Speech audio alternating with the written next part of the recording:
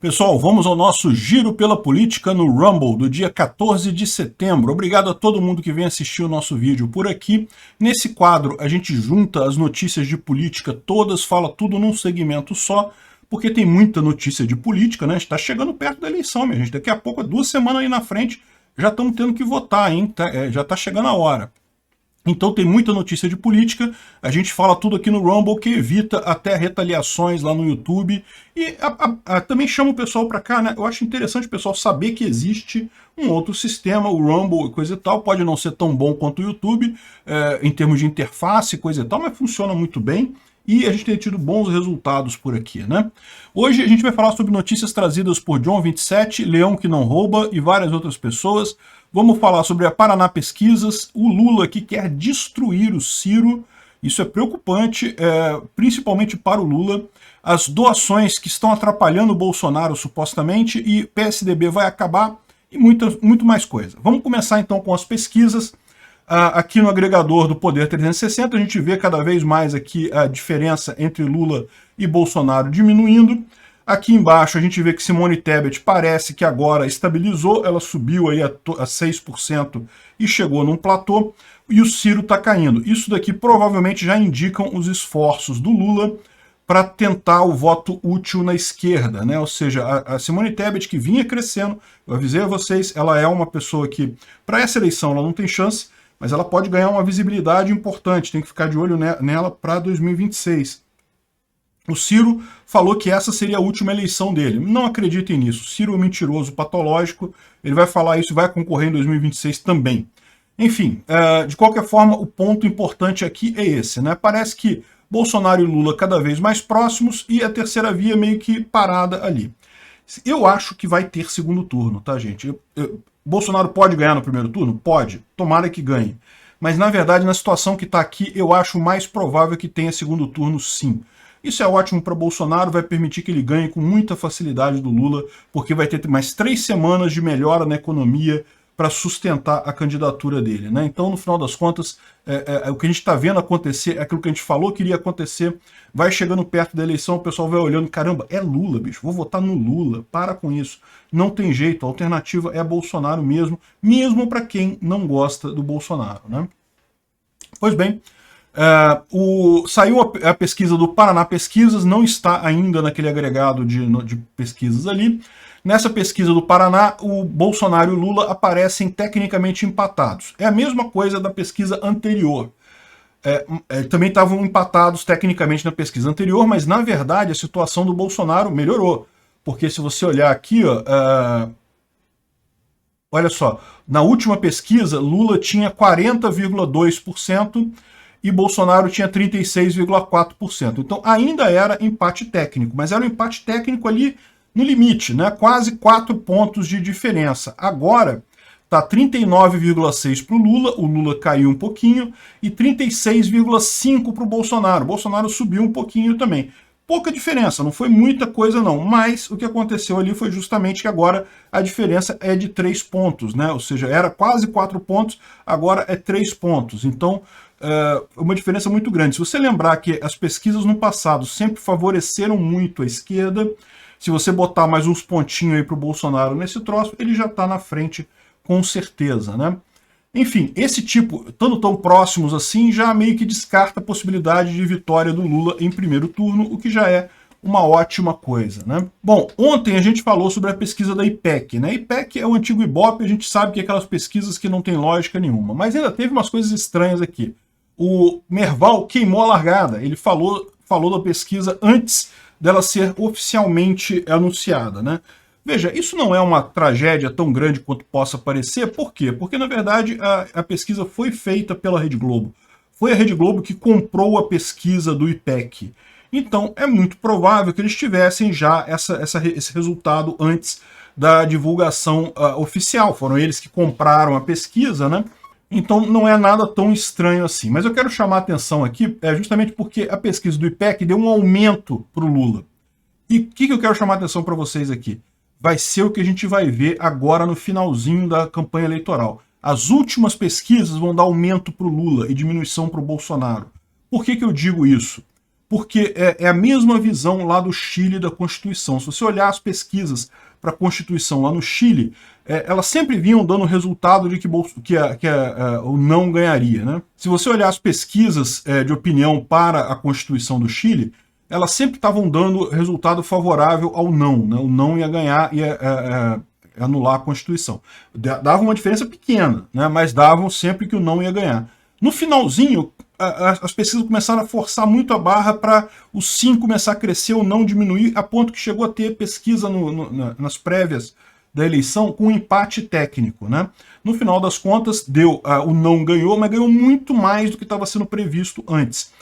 O que aconteceu aqui? A mesma coisa que vai acontecer aqui. O que aconteceu lá no Chile? A mesma coisa que vai acontecer aqui no Brasil. Os institutos de pesquisa, majoritariamente esquerdistas, erram sempre favorecendo a esquerda, mas quando chegar perto da eleição eles vão querer errar mais para tentar ajudar mais a esquerda no finalzinho, dar aquele empurrão na eleição, né? E daí não quer dizer nada isso, não vai mudar nada, mas a ideia é justamente incentivar as pessoas a irem votar. Como eu falei para você, o grande problema do Lula é que muita gente que diz que vota no Lula não deu tanta certeza assim se vai votar, entendeu? Tá pensando, não sei se eu vou votar não, porque é justamente o pessoal que não está interessado em eleição que está falando que vai votar no Lula. Quem se interessa por política, quem está acompanhando as notícias do que está acontecendo no Brasil, vota Bolsonaro. Só quem é alienado que vai votar no Lula. Então o cara alienado também não tem tanto interesse em votar. Esse é um dos motivos pelos quais, geralmente, a direita tem mais voto, no final das contas, do que o que foi previsto nas pesquisas, né?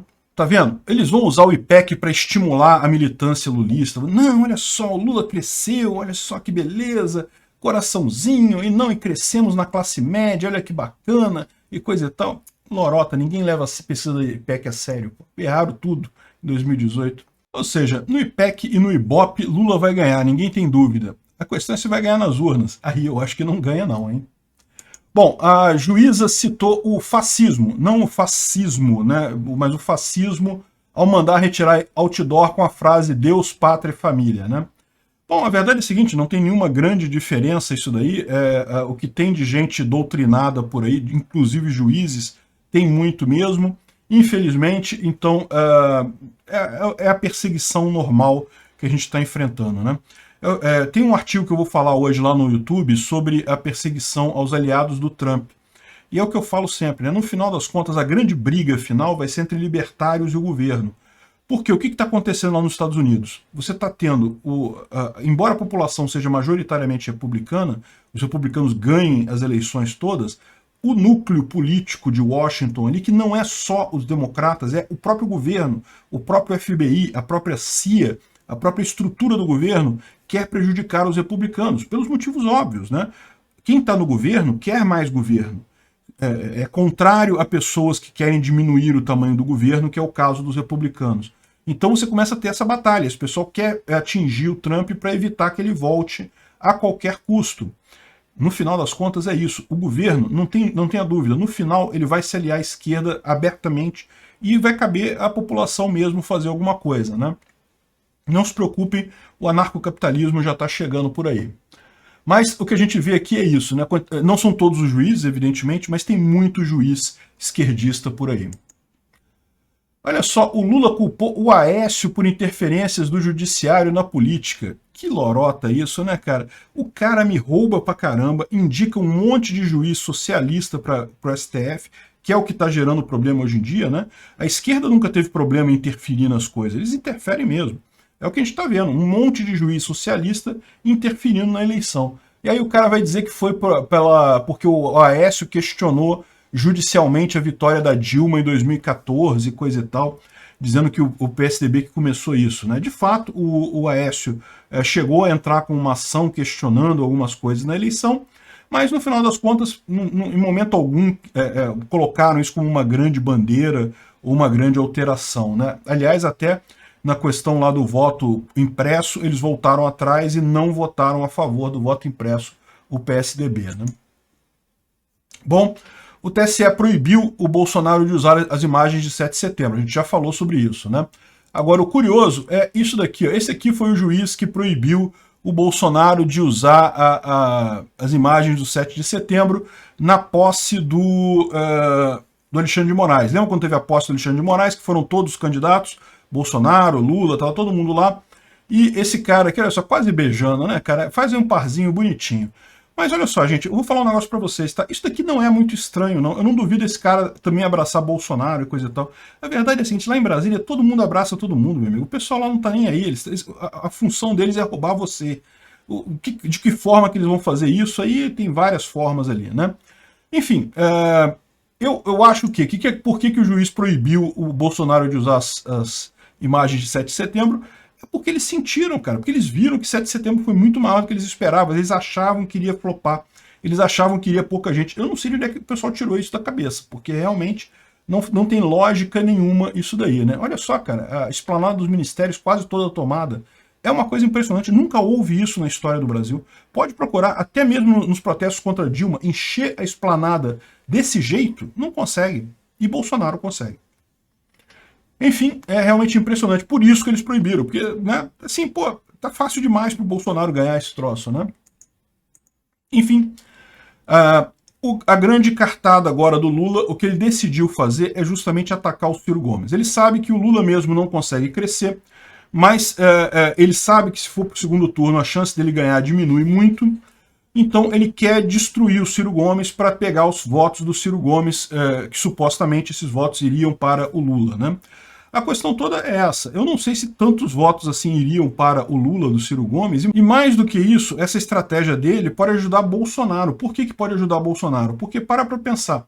Você é um eleitor do Ciro, você gosta do Ciro. O Lula está fazendo tudo para o Ciro desistir, coisa e tal. Isso é extremamente injusto com o Ciro. Eu também acho que se o Lula sair, o Ciro tinha muito mais chance de ganhar do Bolsonaro do que se o Ciro sair e o Lula ganhar do Bolsonaro. Sinceramente acho. Por quê? Porque Lula é um ladrão, cara. Todo mundo conhece a roubalheira do Lula. O Lula frequentou as páginas policiais aí ao longo dos últimos vários anos. Ou seja, não tem como esse cara ganhar a eleição. Daí ele fica nessa história tentando tirar o Ciro. Vai fazer com que muitos eleitores do Ciro, que não necessariamente gostam do Lula, acabem optando até pelo Bolsonaro. Ah, vamos optar pelo voto útil? Tá, vou optar pelo voto útil no Bolsonaro. Eu não duvido nada que acabe até prejudicando o Lula isso daqui, né? Eu acho engraçado que tem umas pesquisas aí falando que, que existe voto envergonhado, mas eu voto envergonhado no Lula. Não, que a pessoa não diz que vai votar no Lula, mas vai votar no Lula e coisa e tal, né? Mas, curiosamente falam isso da boca, mas não registraram pesquisa em lugar nenhum, não tem informação nenhuma sobre como fizeram isso. É o que eu falo, esses diretores de instituto de pesquisa, é uma cambada de esquerdista isso, né? E esse negócio do Lula contra o Ciro é sério, é que mapearam artistas e vão pedir ciristas que queiram apoiar o Lula a falar que não, que tem que mesmo fazer o voto útil, deixa o Ciro pra lá e coisa e tal. Uma tremenda sacanagem. Primeiro, não vão conseguir, porque aquilo que eu falo, o Ciro ele tem uma vida política diferente do Lula, ele sabe que se associar ao Lula é suicídio político, Alckmin está vendo isso na prática acontecer, e no final das contas, Marina vai ver isso acontecer também, e no final das contas isso não traria nenhum benefício ao Ciro Gomes. Ele sabe que o Lula pode até usar ele durante a eleição, mas depois vai descartar, vai dizer, mas traiu a gente em 2018 e não sei o que lá, foi para Paris e não sei o que lá. Então vão ficar brigando, vão acabar ajudando o Bolsonaro nessa tentativa do Lula aqui, né? O Lula disse que começou a negociar com partidos de centro de olho no segundo turno, ou seja, de novo, ele falando que será mais fácil atrair PDT, MDB, PSDB, PSD, além de frações do bolsonarismo depois da eleição do novo Congresso. Ou seja, o que o Lula está dizendo? Lembra que o Lula vinha com aquele papo de que não, que o pessoal do Bolsonaro vai trair, mas na verdade são os deputados da própria frente do Lula que não querem botar ele no Santinhos, porque ele queima filme da galera. O pessoal que bota Lula no Santinho acaba queimando filme, então o pessoal não quer botar o Lula no Santinho, não quer ser associado ao Lula, os partidos do próprio Lula. E aí continua com esse papo de que não, que depois vai ser fácil captar as pessoas do Centrão e coisa e tal. Esse pessoal está viajando, eles não estão percebendo a imagem que o Lula tem para todas as pessoas do Brasil. E repara que, mais uma vez, aqui a ilha da fantasia do pessoal esquerdista, né? Vivendo num país de fantasia, Bolsonaro ajuda Lula a liderar a eleição. Está tudo certo com o Brasil, diz o ministro de Bolsonaro. E a fome, coisa e tal, os 33 milhões. Cara, os esquerdistas inventaram um número que tiraram do nada, Não tem nenhuma lógica esse número de 33 milhões de pessoas passando fome no Brasil, porque se você vê o número de miseráveis, que é medido por um instituto mais isento, está dando uma queda no número de miseráveis no Brasil. Que lógica teria essa de pessoas com fome aumentarem e miseráveis caírem? Não faz sentido essa conta. Claramente foi uma ONG, quem criou esse número de miseráveis é uma ONG, claramente uma ONG esquerdista, claramente está fazendo política com isso. Quem está vivendo nessa ilha de fantasia, nesse país de fantasia, é a esquerda. A população em geral está vendo o que está acontecendo, as notícias na economia são boas aí quase todos os dias. Realmente, esse pessoal é que está vivendo numa ilha da fantasia, aí dos 33 milhões de pessoas passando fome, né? No e olha só, é o que eu falo, esquerda é aquele pessoal da democracia só na cartinha. Meu amigo, não tem nada de democracia na prática, não. É só cartinha, só para ajudar eles a elegerem. Depois, esquece democracia. Já vem o cara aqui, ó. No pós-Bolsonaro, não podemos repetir o erro da lei da anistia. O que foi a lei da anistia? A lei da anistia foi quando terminou o regime militar em 85, foi assinada uma lei que anistiava todos os lados, tanto os presos políticos, os terroristas e coisa e tal da esquerda, quanto o pessoal do exército que cometeu tortura e coisa e tal, né? A Dilma só pôde voltar para o Brasil, ela era acusada de terrorismo, lá no caso daquele soldado que morreu, né, com uma bomba e coisa e tal. Só pôde voltar, muitos desses esquerdistas só puderam voltar ao Brasil justamente por causa da lei da anistia. Mas o que eles querem agora? Eles querem que a anistia não sirva para o lado dos militares. Continue servindo para o lado da esquerda, mas não sirva mais para o lado dos militares, né? É isso que eles querem. No final das contas, eles nunca abandonaram a ideia revolucionária de implantar o comunismo aqui no Brasil. Para eles, isso é uma guerra mesmo. Pode esperar o mais baixo do mais baixo dos atos desse pessoal nos próximos anos. Principalmente porque eles vão perder a eleição, né? Olha só, um caso de um sindicato que recusou o show do João Gomes do Maranhão porque ele declarou contra Bolsonaro no Rock in Rio, né? A gente já falou sobre o Rock in Rio, eu acho uma besteira esse negócio. Eu, sinceramente, não tenho mais interesse em ir nesse tipo de evento, justamente porque é uma esquerdaiada danada, não quero mais ter contato com esse pessoal. Fui no primeiro Rock in Rio em 85, vai ser insubstituível isso. Nenhum Rock in Rio foi tão importante ou tão legal quanto aquele. Eu com lama até as canelas, cara, que merda que era aquele lugar que eles fizeram o Rock in Rio em 85. Choveu no dia 19, era o dia do rock pauleira. Lama, formou uma lama no lugar ali, se andava... literalmente se sujando em lama, não tinha o que fazer, né? E o pior, né? O pessoal que fazia xixi, coisa e tal, você acha que ia na... Tinha meia dúzia de banheiro, pô, não tinha nem como fazer xixi nos banheiros lá. Até a mulher tava fazendo xixi em qualquer lugar. Então aquela lama não era necessariamente só de água, né? Ainda assim foi um show fantástico em 85. Ultimamente, os últimos que eu fui, é tanta politicagem que sinceramente eu passo. Mas enfim... esse cantor, que eu confesso que eu nem sabia quem era, João Gomes, não faço nem ideia quem que seja, ele deu declaração contra Bolsonaro, e olha só, um sindicato no Maranhão proibiu ele de fazer um show lá na sede do sindicato por causa disso, né? Pra você ver, cara, um sindicato no Maranhão, alguém que você imaginaria, alguma entidade que você imaginaria seria de esquerda. Ficou estranho para esse pessoal esquerdista por aí, hein? Bom, o IPEC falou que 37% dos eleitores se identificam com o centro, 35% com a direita e só 26% com a esquerda. Interessante essa pesquisa deles, né? Essa pesquisa foi muito mais honesta que aquela do Ibope. Teve uma do Ibope que eles fizeram para identificar se a pessoa era de direita ou de esquerda, em que eles perguntavam um monte de pauta e o que a pessoa respondia, eles classificavam se a pessoa era de esquerda ou direita. Só que o que eles faziam? Eles faziam as perguntas de acordo com a visão da esquerda, a pauta da esquerda era a visão da esquerda, e a pauta da direita era o que a esquerda critica na direita. Então, por exemplo, você é a favor de uma distribuição igual de renda? Ou não, você acha que a meritocracia que importa e que a pessoa tem que ganhar não sei o que lá? Ou seja, não é isso que a direita prega, não é isso que nós libertários pregamos, não tem nada disso. Isso aí meritocracia, é o fantoche que a esquerda criou para dizer que a direita é contra igualdade e coisa e tal, né? Enfim, aí nessa pesquisa do Ibope dava que 80% do Brasil era de esquerda, porque, né, lógico, você bota todas as pautas da esquerda bonitinha, como a esquerda gosta de falar, e os espantalhos da direita como sendo de direita. Então, absurdo isso. Aqui não, a do IPEC é mais honesta. Eles botaram lá uma régua com vários quadrinhos e você marcar qual quadrinho que você se encontra entre direita e esquerda. E aí obteve o resultado muito mais razoável de que a maior parte das pessoas é de direita. É o que eu falo, é sim, aqui no Brasil a maior parte das pessoas é conservadora, é religiosa, é contrária às pautas da esquerda. E a esquerda está se sentindo tão atingida pelo YouTube, pela mídia, pelo não sei o que lá, justamente porque ela esbarra no interesse da população. A população não quer a esquerda. E antes, como era pela Rede Globo, ali a Rede Globo tinha essa, digamos, esse monopólio quase, era quase um monopólio, né? Vamos combinar, da opinião das pessoas, porque era a grande emissora que todo mundo ouvia, ela jorrava essas pautas esquerdistas e o pessoal não tinha alternativa, acabava todo mundo com aquela sensação. Não, olha só, eu não acho isso legal, mas parece que a maior parte das pessoas acha, que é o que parece na Globo, né? O que está aparecendo ali na Globo. Então acabava tendo essa visão de que não é que as pessoas não eram conservadoras na época, elas eram, mas elas achavam que elas eram a minoria, que a maioria era de esquerda, que adotava as pautas de esquerda, porque era o que elas viam na televisão. Agora não, agora todo mundo está percebendo que não, a esquerda é uma pequena minoria, uma pequeniníssima minoria no Brasil. E, de forma condizente, a maior parte está se identificando como de direita, né? É um ganho enorme isso. Para quem viu política no Brasil nos anos 90, em que você chamar alguém de direita era insulto.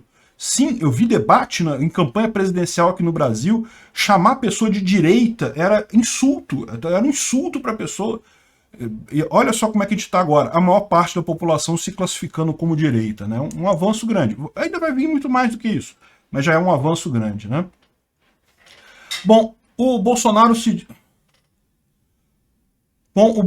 diz arrependido de falas proferidas durante a pandemia, né? E eu não acho que ele deveria fazer isso, eu acho que o que ele falou foi tudo certo, ele acertou tudo na pandemia, não teve um único erro do Bolsonaro durante a pandemia, mas a questão toda o Bolsonaro está fazendo certo nessa daqui. Ele está tentando atrair aquele pessoal de centro, aquele pessoal indeciso ainda, que dos pontos de reticência em relação a ele é aquelas ideias que foram propagadas pela esquerda, que na verdade ele não falou daquele jeito, ele nunca disse que era uma gripezinha, ele nunca disse nunca imitou pessoa faltando ar, é tudo tirado de contexto, aquelas imagens, mas é assim que essas pessoas percebem, porque elas caíram na visão da Rede Globo, né? Então acho que ele não precisaria se desculpar por isso, mas eu entendo o uso estratégico que ele está fazendo dessa desculpa, acho que ele está certo. É uma coisa positiva, estrategicamente, ele se desculpar por essas declarações, né? Bom, parece que o pessoal começou um movimento de doar R$1 dos bolsonaristas para a campanha do presidente, com a ideia de ajudar Bolsonaro e também de poder contar quantas pessoas apoiam Bolsonaro, né? Veja, isso aqui não sei se tem como fazer uma contabilidade certa, não, porque no final das contas nada impede uma pessoa de doar 2 vezes R$1, né? E isso está causando um problema lá na campanha do Bolsonaro, porque, em tese, eles têm que fazer um recibo. Em 15 dias, ele tem que fazer um recibo dessas doações recebidas, né?